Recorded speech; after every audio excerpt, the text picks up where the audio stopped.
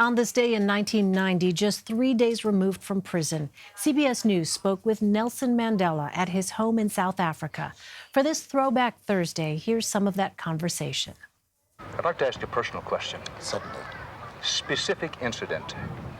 What was the worst thing that happened to you in prison? It is easy to forget the past, and I cannot answer your question because I frankly do not remember. Were you beaten? Not me personally, but many of my colleagues were beaten. Specific incident. What is the best thing that happened to you when you were in prison? It deepened our convictions. It also gave us the opportunity to think very carefully about the problems and some of the mistakes we've made before. But the experience was a very harsh one, and jail is never good, especially when one has a family. And I had a wife to whom I had just been married for 3 years, and I went to jail. And before I had put her in I prepared her for the type of experience which she had to face when I was in jail.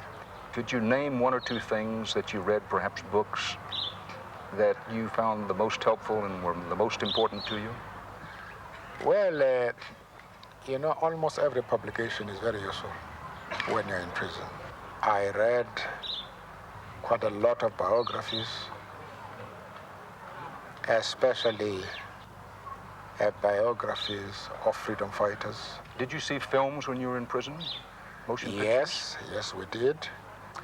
When I was I just come as a young man, I became very fond of actors like Tyrone Power, like Donna Mitchell, Cesar Romero, Alice Faye, and Carmen Miranda. Those were my heroes and heroesses. During the worst days you were in prison, did you ever think you'd be here in your garden again? Hope was always there, and this is what saved us. Because we went to prison under the cloud of glory, if I can put it that way. And we felt that we had done the right thing.